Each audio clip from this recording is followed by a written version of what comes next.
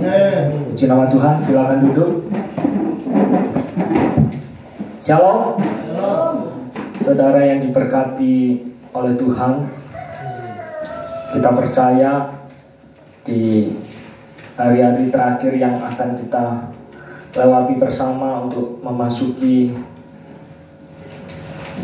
di tahun yang baru, ada banyak pergumulan, persoalan yang terjadi dalam kehidupan kita, tetapi kita percaya sebagai orang yang tangguh karena kita merasakan bahwa kebersamaan dengan Tuhan, di mana Tuhan yang tidak pernah meninggalkan kehidupan kita. Kita percaya adalah Tuhan yang Immanuel, yang senantiasa beserta dan melakukan yang terbaik dalam kehidupan kita ketika kita berserah dalam kekuatan tangan Tuhan yang Maha Besar. Kita akan, saudara, kita akan langsung memasuki dalam pembacaan ayat firman Tuhan pada pagi hari yang indah ini. Kita bersama-sama membuka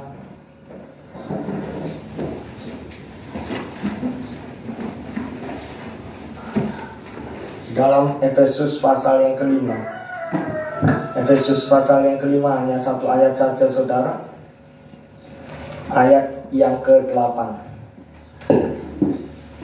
Kalau saudara sudah menemukan semuanya, kembali saya undang saudara untuk bangkit berdiri.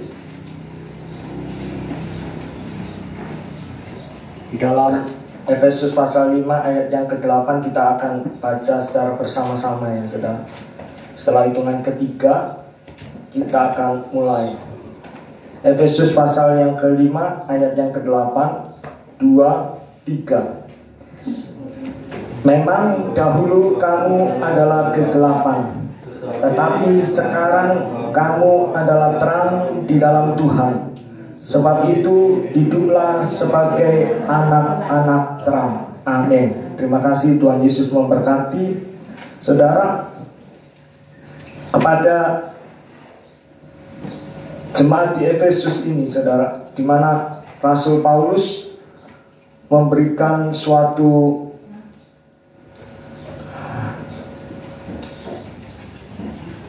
ketegasan sebagai suatu pernyataan bahwa memang dahulu kamu adalah kegelapan, tetapi sekarang kamu adalah terang di dalam Tuhan.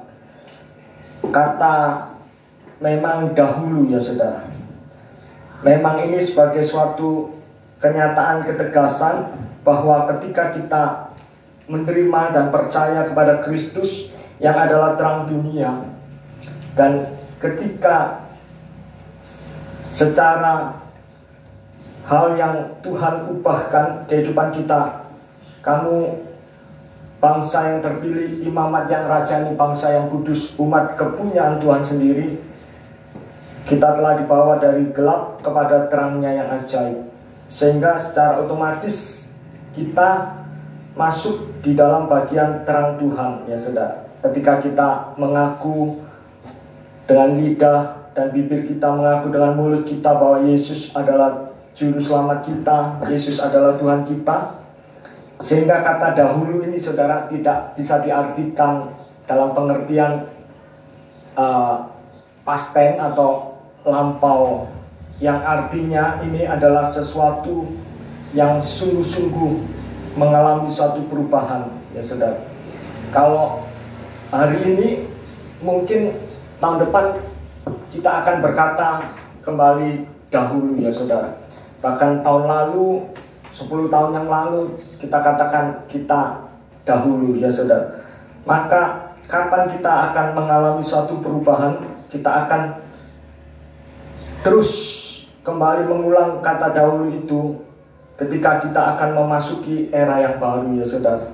Jadi ketika tahun 2023 ini kita akan tinggalkan dan kita akan memasuki tahun 2024, dan mungkin tahun depan persis 1 tahun kita akan meninggalkan kembali tahun 2024, akan memasuki tahun 2025. sehingga kita selalu membaharui komitmen kita, ya saudara. Jadi kalau kita selalu katakan dahulu kita hidup, atau dikatakan kita ini adalah kegelapan, ya saudara. Jadi bukan hanya sekedar mengambil bagian dalam kegelapan, tetapi itu adalah suatu pribadi atau yang disebut status kita, ya saudara. Dahulu kita adalah kegelapan, ya saudara.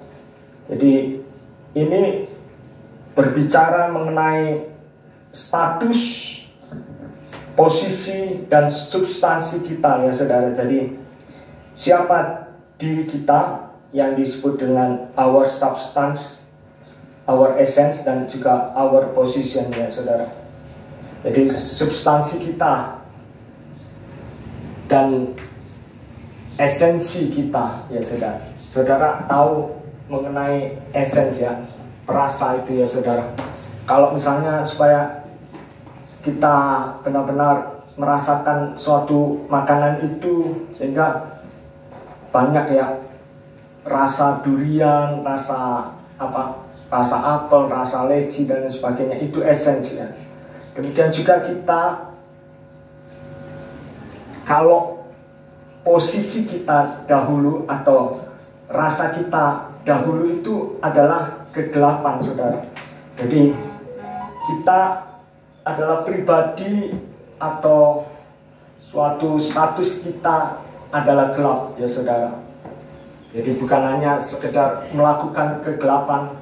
Kalau di zaman era yang mana Rasul Paulus sampaikan ini, di mana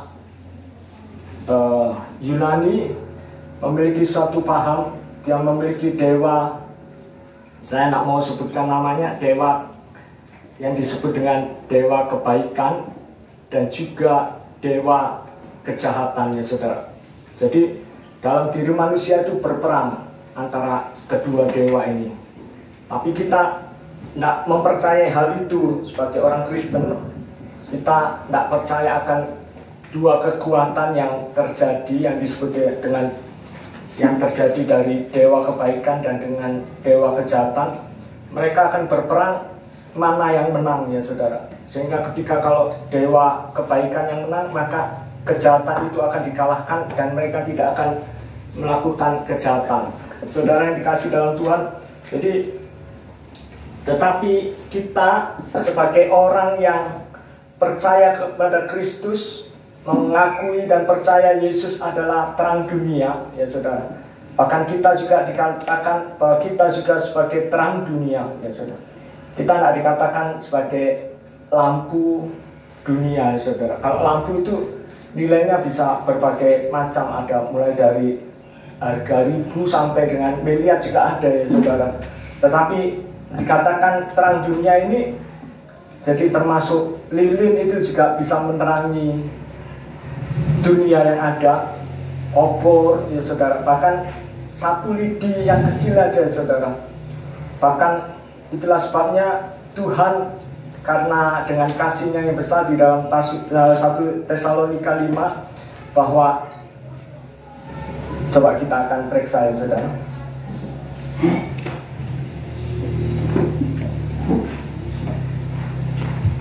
Bahkan sumbu yang terkulai tidak akan dipatahkan, ya saudara. Jadi walaupun hampir redup itu, ya saudara, ketika kita telah diubahkan oleh Kristus sebagai terang dunia,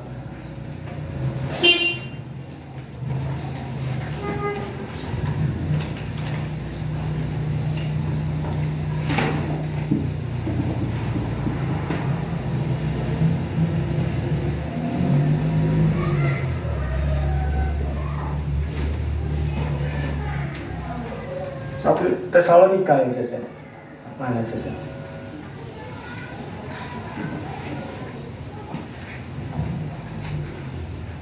Matius 12. Oh iya. Di dalam Matius 12 ayat 20, ya. Coba Chris baca, minta tolong. Itu juga merupakan kutipan dari Yesaya 42 ayat 3, ya. Sama itu ayatnya. Dulu yang patah. Matius 12 ayat 20. Matius 12 ayat 20. Bulu yang patah terkulai tidak akan diputuskannya. Ya, terus. Dan sumbu yang pudar nyalanya tidak akan dipadamkannya. Sampai yang menjadi hukum itu menang. Menjadikan hukum itu menang, ya. Puji nama Tuhan. Jadi kalau di Yesaya itu dikatakan, tetapi dengan setia ia akan menyatakan hukum, ya saudara. Di dalam kesetiaan kasih yang tadi minggu yang lalu saya katakan dari Lembaga Alkitab memberikan judul bahwa kasih adalah kegenapan hukum Taurat, ya saudara. Jadi ketika kasih yang Bapa berikan dengan satu tujuan di dalam kesetiaan Tuhan, ya saudara, untuk kita ini menjadi pelaku-pelaku hukum itu bukan karena apa saudara, supaya kita menerima keselamatan, enggak saudara. Karena apa saudara, kalau kita mengerjakan dengan kekuatan diri kita sendiri, bahkan kita menganggap bahwa diri kita ini sanggup untuk mencapai dalam kesempurnaannya saudara, sehingga kita berpikir, aku ini sudah melakukan ini, sudah melakukan itu, tidak berbuat jahat, tidak melanggar Torah, ya saudara. Tetapi ketika satu kita tidak bisa mengerjakan karena manusia telah gagal, telah kehilangan, ya saudara. Ini saya gambarkan, kalau ini memiliki 4 sudut, ya saudara. Di sudut kiri atas, sudut kanan atas, sudut kanan bawah, sudut kiri bawah. Ketika saya meninggalkan hanya sekejap, ya saudara, tiba-tiba ada orang yang merobek, ya saudara. Tiba-tiba menjadi berapa sisi ini, ya saudara, berapa sudut ini? 1, 2, 3, 4, 5, 6, ya saudara. Ada 6 sudut. Ketika saya kembali, saya heran, ini ada sesuatu yang hilang, ya. Karena saya tadinya berpikir ini tidak sempurna, ya saudara. Tadinya apa yang saya lihat itu adalah seperti ini. Apa yang saya lihat ini sempurna itu dalam pengertian saya seperti ini. Tetapi orang tidak melihat.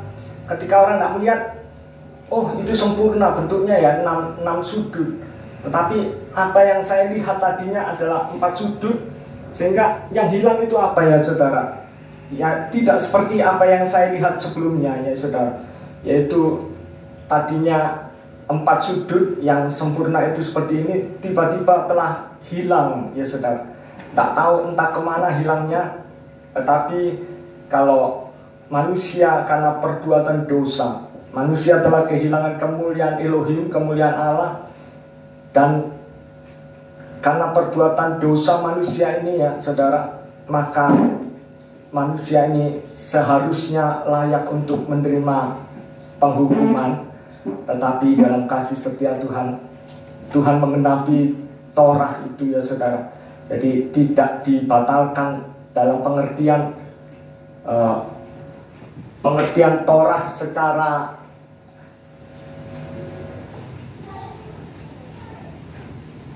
perintah agamawi, ya saudara. Tetapi Torah secara hukum itu 1 iota pun tidak akan bisa dihilangkan, ya saudara. Kalau misalnya mengenai hari-hari keagamaan, ya saudara, kalau ada hari raya Tabernakel, hari raya Sukkot dan lain sebagainya, itu sama kan. Hari raya Tabernakel itu hari raya Sukkot yang ya berkisar antara Oktober itu. Tapi kalau tidak ada kaitan dengan karya keselamatan, dan itu sudah dikerjakan oleh Yesua dalam kesempurnaan untuk menyatakan kasihnya yang besar bagi kita, ya. Sehingga dalam Matius 6 ayat 33, karena begitu besar kasih Elohim akan dunia ini sehingga ia mengaruniakan putranya yang tunggal, ya saudara.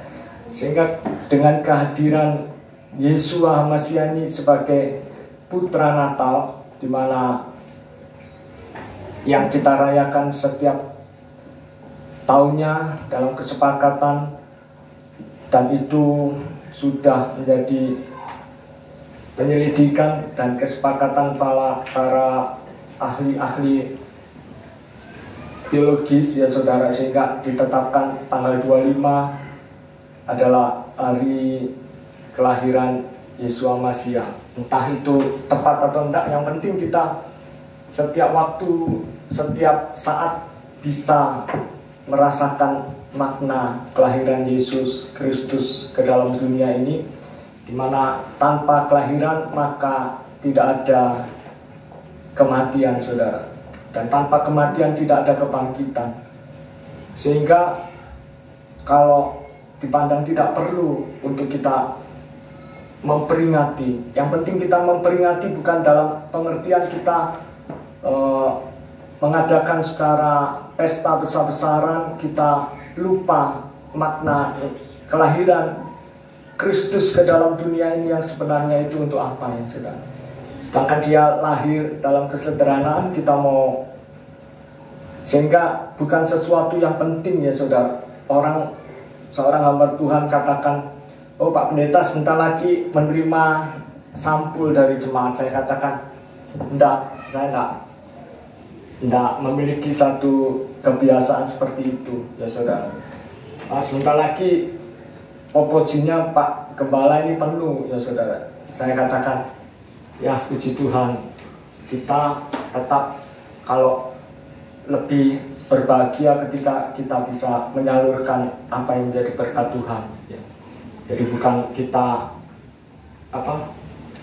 memiliki suatu kebiasaan yang terjadi di sekitar kita dalam suatu cara atau kebiasaan yang salah ya saudara. Adalah baik ketika ya misalnya jemaat itu ingin memberi untuk Tuhan ya saudara, maka misalnya disalurkan dalam bentuk pemberian persembahan dan lain sebagainya. Why not? Kenapa tidak? Itu bukan sesuatu yang salah, tetapi motifnya yang salah dalam memberi ya saudara. Jadi kalau kita kembali lagi ya saudara, bahwa posisi kita ya, status kita sudah mengalami suatu perubahan. Dahulu status kita adalah orang berdosa, orang yang bukan hanya sekedar hidup dalam kegelapan, tetapi dikatakan kita adalah kegelapan ya saudara. Di dalam Efesus 5 ayat yang 8 ini dikatakan bahwa karena memang dahulu kamu adalah kegelapan, tetapi sekarang kamu adalah terang di dalam Tuhan ya saudara. Sebab itu hiduplah sebagai anak-anak terang saudara. Jadi posisi kita bukan terang, tetapi posisi kita adalah kegelapan ya saudara. Esens kita hidup di dunia ini dahulu ya saudara, memang sebelum kita percaya kepada Yesus ya. Artinya dahulu ini sebelum kita percaya kepada Yesus adalah Tuhan yang telah datang dan hadir sebagai terang itu sendiri ya saudara. Maka hidup kita adalah kegelapan. Tetapi ya saudara, memang tidak salah saudara kalau kita katakan, oh hidupku dahulu ya. Kalau kita memandang ke belakang, flashback ke belakang ya saudara, kita melihat ke belakang kembali, oh hidupku dahulu itu adalah hidup yang berlatar belakang dengan basic yang gelap dan lain sebagainya. Tetapi saat ini aku telah melihat dan aku adalah terang itu sendiri. Bukan tidak salah saudara, tetapi yang dimaksud di sini bukan berarti kita sedikit-sedikit mengalami perubahan status ya saudara. Kalau hari ini boleh dikatakan sebagai dahulu, ketika kita tahun depan kita akan melewati tahun itu ya saudara. Bahkan juga kemarin bukan dikatakan dahulu ya saudara. Memang itu bukan tidak salah ketika kita benar-benar mengalami suatu kehidupan yang dikatakan lahir kembali ya saudara, kehidupan yang baru di dalam Tuhan. Sehingga benar-benar kalau dulu hidupku itu adalah hidup yang disebut sebagai kegelapan, padahal kita sudah mengenal Kristus ya saudara.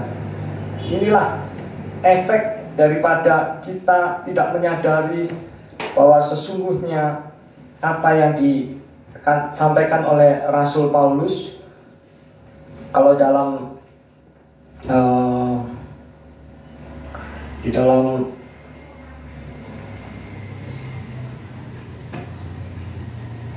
terjemahan yang lain ya saudara, ini di dalam Efesus pasal yang kelima ini,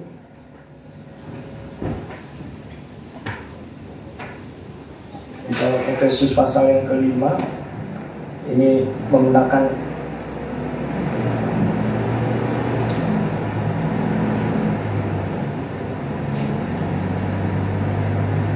terjemahan dari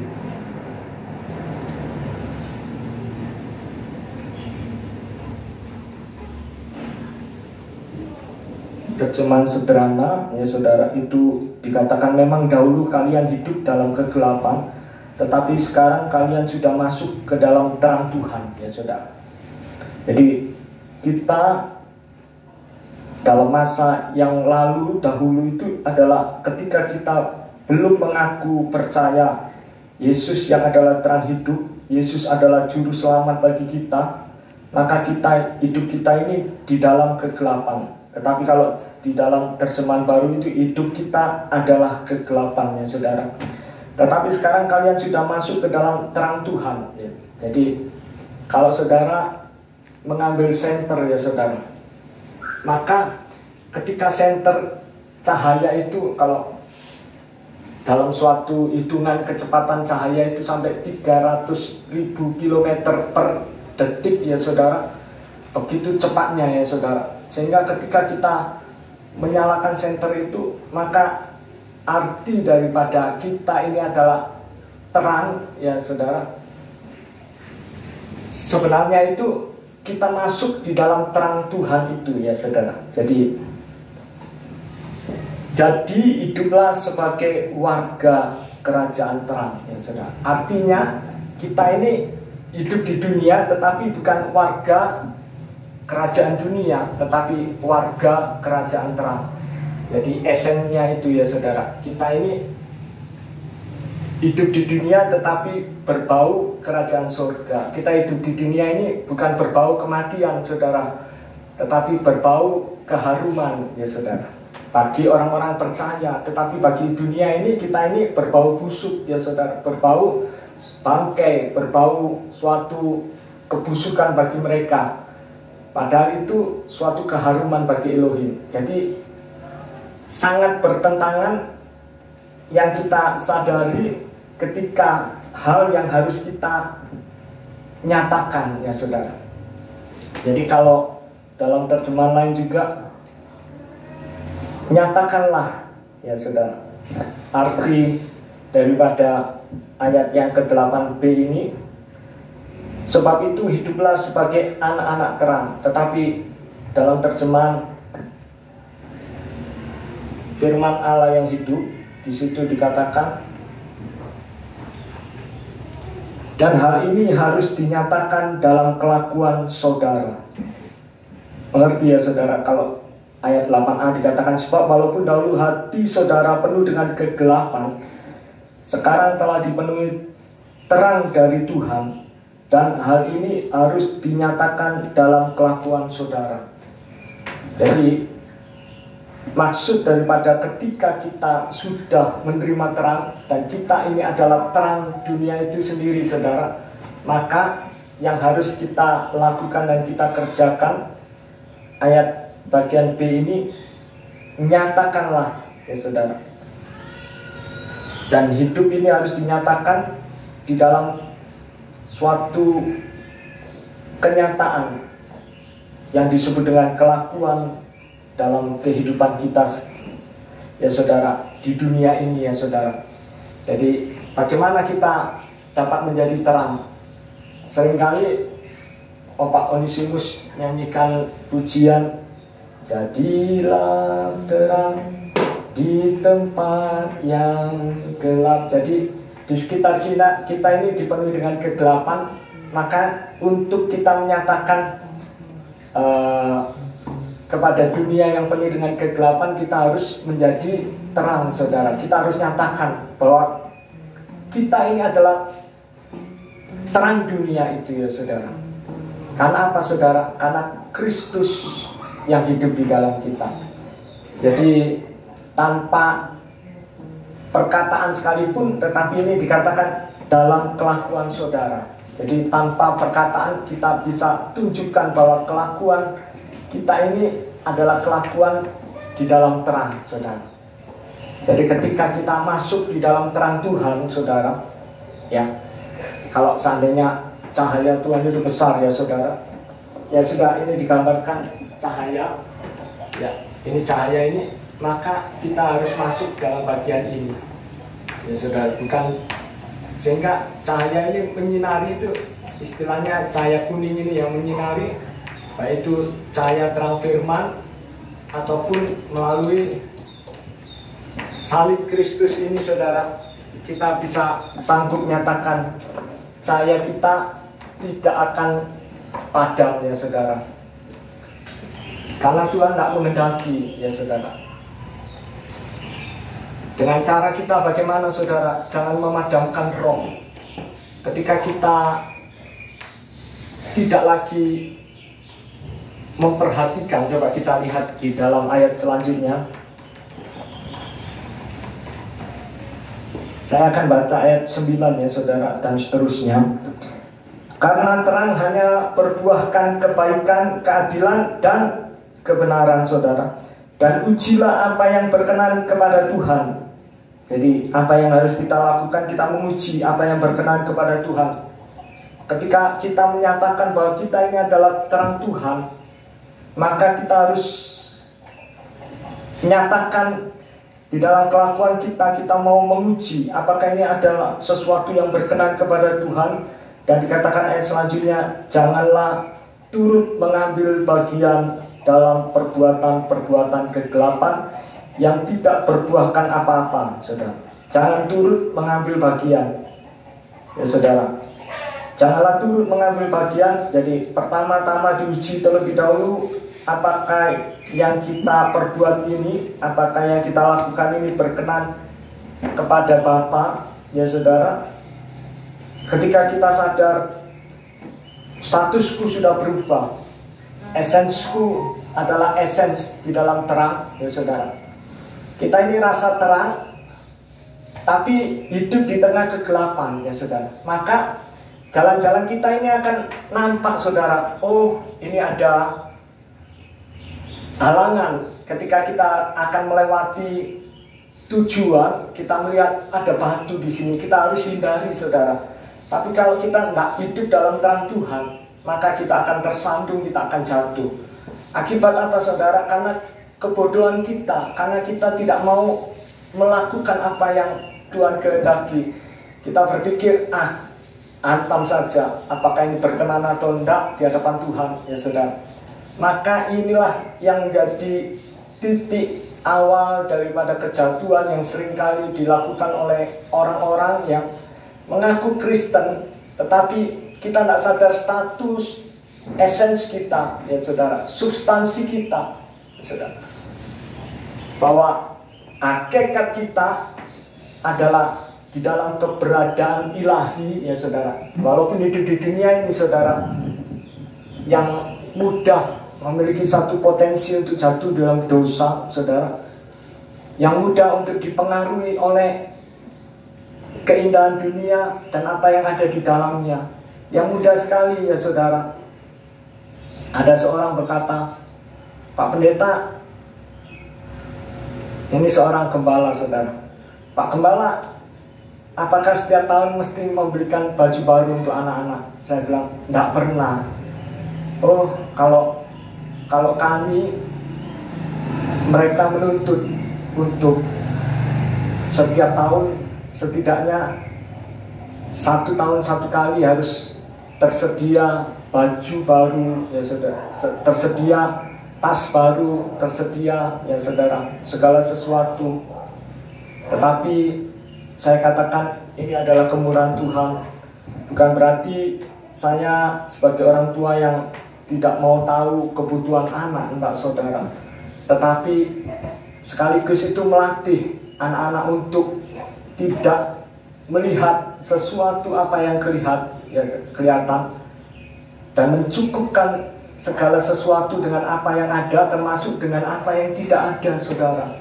Jadi ketika kita tidak ada baju baru, kita dapat bersyukur. Ketika kalau ada pun, itu tidak menjadikan kita menjadi mengilahkan, ya saudara. Waduh, ini baju baru sehingga aku inginkan supaya orang lain memandang aku sebagai orang yang memiliki sesuatu yang berbeda dengan orang lain. Di situ mulai ada tertanam nilai-nilai kesombongan dan lain sebagainya. Saudara yang dikasih dalam Tuhan Yesus Kristus, kalau kita lanjut ayat yang tadi setelah saya baca, ujilah apa yang berkenan kepada Tuhan dan janganlah turut mengambil bagian dalam perbuatan-perbuatan kegelapan yang tidak berbuahkan apa-apa. Tetapi apa saudara yang harus kita kerjakan, ya saudara? Jadi untuk kita nyatakan ini suatu perbuatan aktif, saudara. Ya saudara. Pertama, kita harus menguji apa itu berkenan kepada Tuhan. Dan yang selanjutnya, ketika kita tahu apa yang tidak berkenan di hadapan Tuhan, maka kita jangan mengambil bagian dalam perbuatan-perbuatan kegelapan yang tidak berbuahkan apa-apa, saudara. Karena hidup ini bukan untuk dan di dalam kesia-siaan, ya saudara. Karena tidak menghasilkan buah apa-apa, tetapi sebaliknya telanjangilah perbuatan-perbuatan itu. Arti kata menelanjangi, ya saudara, di dalam bahasa aslinya itu adalah sesuatu yang harus kita nyatakan terang. Jadi tidak ada kata sembunyi-sembunyi lagi, saudara. Orang yang seringkali disembunyikan, misalnya seorang anak kecil, dia sembunyikan, coba Bapak lihat apa yang kamu pegang, apa yang kamu genggam. Tidak apa-apa, tidak ada apa-apa ya. Sudah mulai sejak kecil, saudara, anak tidak perlu diajari untuk bojo, tidak perlu diajari untuk berbohong, berdusta, tetapi sudah tertanam nilai-nilai, ya saudara, kejahatan, nilai-nilai dosa yang apalagi kalau itu sudah terpupuk, apalagi kalau orang tua sudah membiarkan, ya saudara. Oh ya sudah, kalau kamu tidak mau papa ketahui, padahal kita ini sudah berdosa, berdusta kepada orang tua yang layak untuk mengetahui, ya saudara. Karena seseorang yang layak untuk mengetahui dalam otoritas sebagai orang tua, dia layak untuk dikatakan orang tua layak untuk tahu, ya saudara, apa yang disembunyikan oleh anak, ya saudara. Kalau seandainya anak ini membawa benda tajam, ya saudara, dia sembunyikan, ya saudara. Nanti, oh ternyata orang tuaku, orang tua yang tidak mau tahu. Sekalipun orang tua itu layak untuk mengetahui, sehingga ketika disembunyikan, ya sudah orang tua, ya sudah nak, tidak apa-apa kalau kamu tidak ingin papa mengetahui apa yang kamu sembunyikan, ya sudah.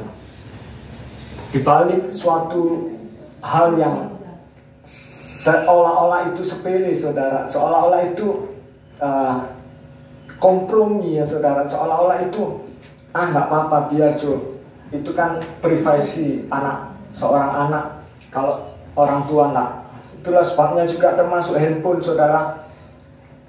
Handphone anak dikunci, saudara, sehingga orang tua enggak bisa tahu konten-konten apa yang ada di dalamnya, ya saudara.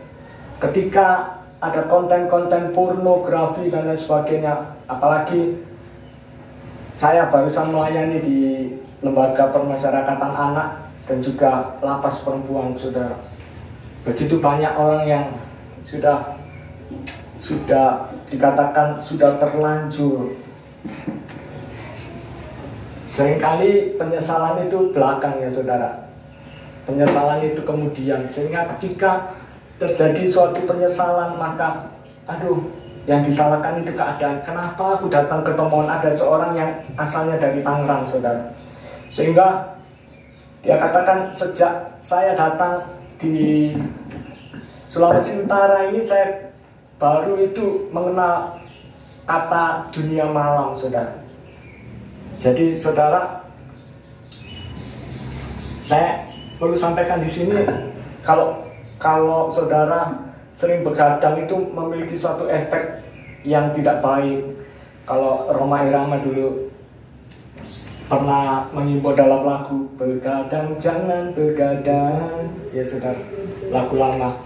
Ketika begadang itu, padahal menurut penelitian, manusia itu harus tidur paling tidak jam 10 malam itu harus sudah mengistirahatkan tubuhnya, ya saudara. Jam 10 malam ke atas sampai jam 1 itu harus tidur lelap, ya saudara.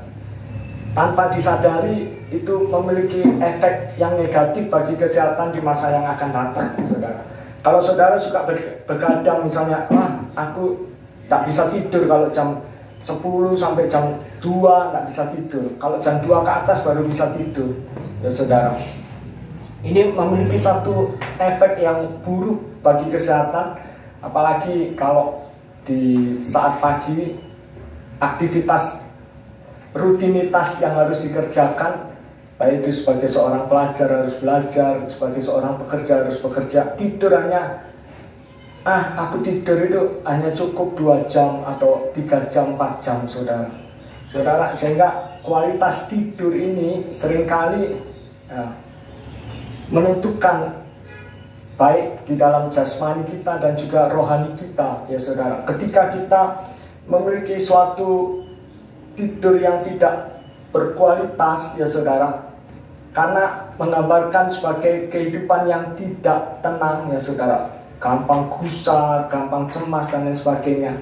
Karena apa, saudara? Kita ini tidak merasakan ketenangan yang dari Tuhan. Kita mudah sekali ada suatu kalau bahasa Jawa itu sedikit-sedikit kita ndredeg, ya saudara. Sedikit-sedikit aduh, jangan-jangan nanti itu rasa ketakutan, kecemasan yang mendominasi dalam kehidupan seseorang itu, ya saudara.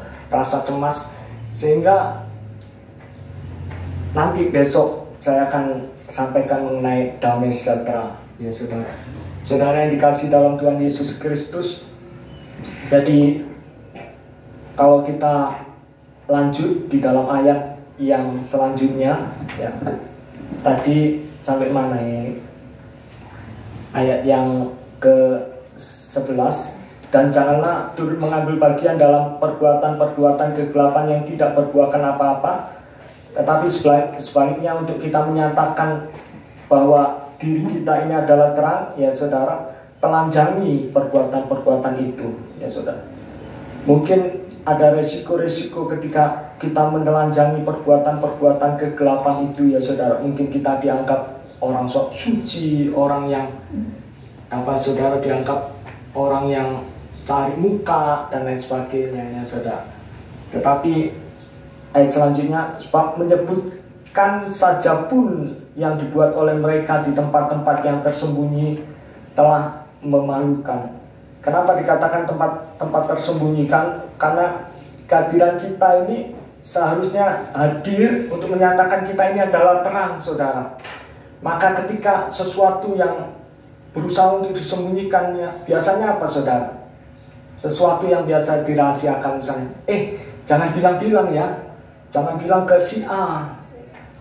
Aku kasih tahu, si A itu sebenarnya seperti ini, jangan bilang, ya saudara, dirahasiakan. Nanti suatu ketika misalnya si B ini bermusuhan dengan si C, ketika si C bilang jangan bilang-bilang ke si A, ya saudara, si B ini akhirnya bermusuhan dengan si C, akhirnya kamu jangan bilang-bilang ke si C ya, tak kasih tahu, si C itu jelek-jelekan kamu, dia bilang kepada si A.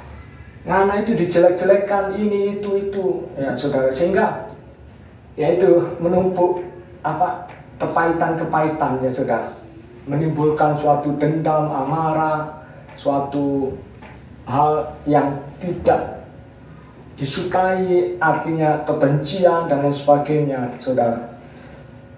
Lanjut,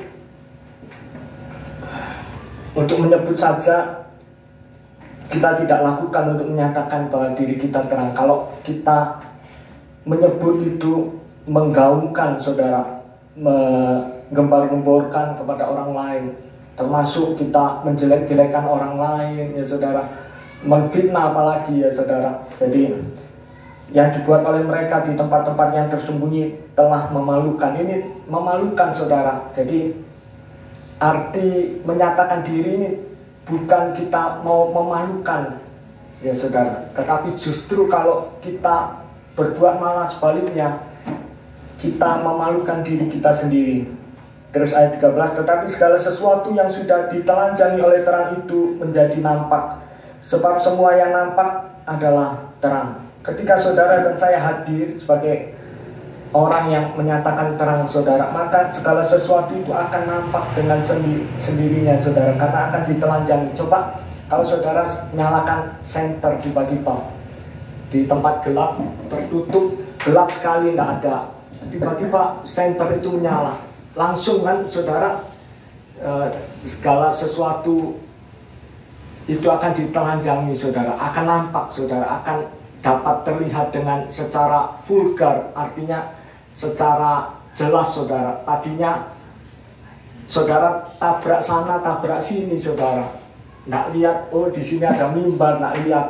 Seperti papa itu, opa itu, ya saudara, seringkali lupa position, ya saudara. Ini kembali lagi bicara kepada posisi.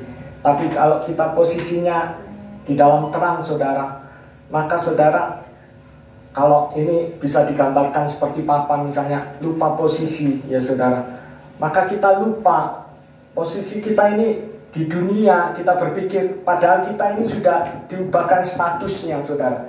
Kita posisi di dunia, berarti aku adalah kegelapan, saudara. Maka kita turun mengambil bagian di dalamnya, kita rasakan enjoy, ya saudara.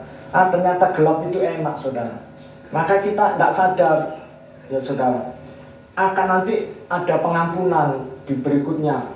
Kalau dikatakan bahwa memang dahulu kita ini adalah kegelapan, tetapi nanti esok, ya saudara, kalau dikatakan sekarang ini kita sekarang masih belum berubah, kita masih belum bertobat, maka dikatakan tetapi esok kita ini adalah terang di dalam Tuhan. Oh, nanti kalau sudah mendekati ajal, ya saudara, kalau Tuhan sudah mau panggil, baru aku ini adalah terang, ya saudara. Sudah terlambat, saudara. Hidup ini adalah kesempatan, saudara. Saudara sudah lumpuh mau jadi terang, ya saudara. Apa yang bisa saudara perbuat? Dulu papa punya kerinduan, ya saudara, untuk melayani di penjara. Tapi sudah terlaksana, dulu pernah melayani di penjara bersama-sama. Waktu saya hadir di sini di Tomohon itu, saya diajak ikut. Bahkan justru mereka yang pelayanan penjara. Tetapi kalau sekarang ini saya pelayanan penjara tidak melalui gereja, tetapi melalui suatu yayasan Rise and Shine Ministry, Bangkit dan Bersinar, ya saudara, adalah pelayanan penjara, pelayanan ke lembaga-lembaga permasyarakatan, pelayanan juga ke rumah tahanan, ya saudara. Juga melalui jalur Prison Fellowship Internasional PFI, saya juga bisa melayani sampai ke seluruh Indonesia. Saya dulu pernah pelayanan melalui virtual sampai ke Nusa Kambangan, saudara. Puji nama Tuhan. Jadi saya sempat berpikir, kalau waktu papa sudah hampir mengalami kebutaan itu, papa katakan mau aktif kembali dalam pelayanan penjara. Saya berpikir, kasihan. Maksudnya kasihannya itu nanti kan jalannya berkelok-kelok, nanti naik turun dan lain sebagainya, ada kesulitan dibanding ketika waktu papa tidak mengalami gangguan mata, ya saudara. Puji nama Tuhan, saudara. Pergunakan, khususnya kalian generasi muda, anak-anak muda yang masih dipercaya oleh Tuhan untuk mendedikasikan dirimu, ya saudara.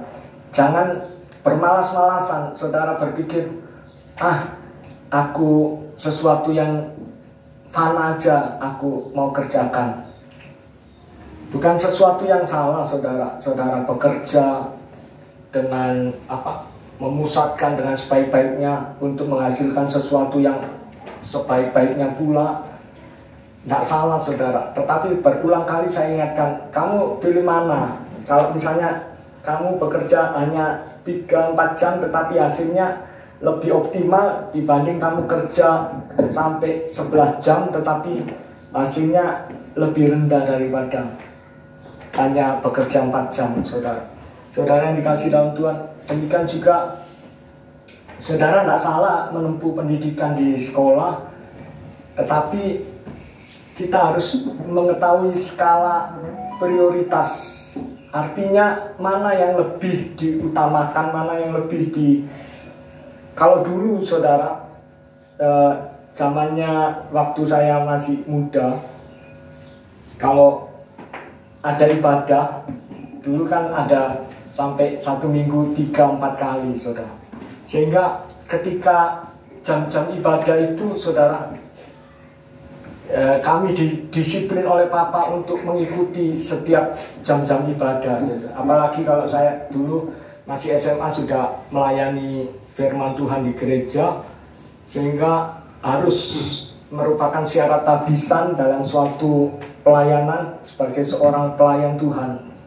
Sehingga itu watak itu dengan sendirinya akan terbentuk menjadi suatu karakter yang sungguh-sungguh merindukan, sehingga ketika tidak hadir dalam peribadatan itu ada rasa kehilangan, saudara. Ada rasa, waduh, rasanya seperti ada sesuatu yang hilang di dalam diri kita.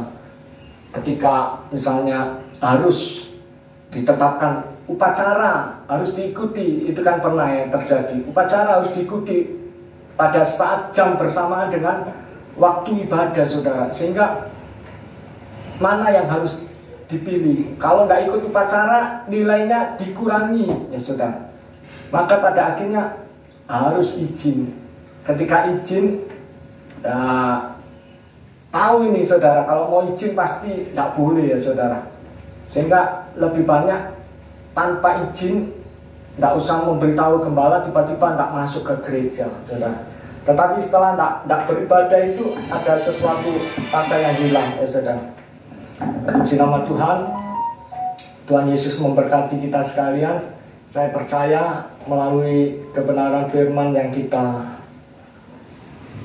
dengar bersama-sama, kita akan membaca di dalam ayat kunci kita pada saat ini, dalam kelanjutan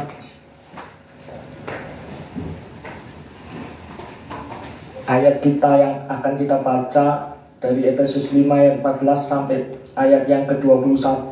Saya undang saudara bangkit berdiri.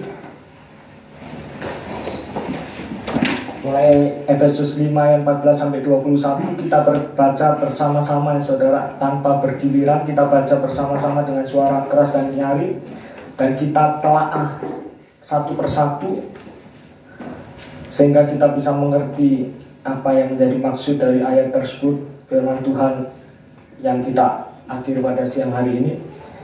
Setelah hitungan ketiga ayat 14 sampai 21, ya saudara. Setelah hitungan ketiga kita akan baca bersama-sama. 1, 2, 3. Itulah sebabnya dikatakan, bangunlah hai kamu yang tidur, dan bangkitlah dari antara orang mati, dan Kristus akan bercahaya atas kamu. Karena itu perhatikanlah dengan seksama bagaimana kamu hidup. Jangan seperti orang bebal, tetapi seperti orang arif. Dan pergunakanlah waktu yang ada, karena hari-hari ini adalah jahat. Sebab itu janganlah kamu bodoh, tetapi usahakanlah supaya kamu mengerti kehendak Tuhan. Dan janganlah kamu mabuk oleh anggur, karena anggur menimbulkan hawa nafsu, tetapi hendaklah kamu penuh dengan roh. Dan berkata-katalah seorang kepada yang lain dalam mazmur, kidung puji-pujian, dan nyanyian rohani. Bernyanyi dan bersoraklah bagi Tuhan dengan segenap hati. Ucapkanlah syukur senantiasa atas segala sesuatu di dalam nama Tuhan kita Yesus Kristus kepada Elohim dan Bapa kita, dan rendahkanlah dirimu seorang kepada yang lain dalam takut akan Kristus. Amin. Dan inilah untuk kita menyatakan terang bagi dunia. Kita adalah terang dunia yang sesungguhnya terang itu tidak akan pernah padam. Jangan pernah memadamkan roh yang telah ditempatkan dan roh yang hadir dalam hidup kita, untuk senantiasa memimpin kepada seluruh kebenaran. Puji nama Tuhan. Kita akan angkat satu pujian. Yesus terlebih besar. Dan saya minta Opak berdoa mengucap syukur.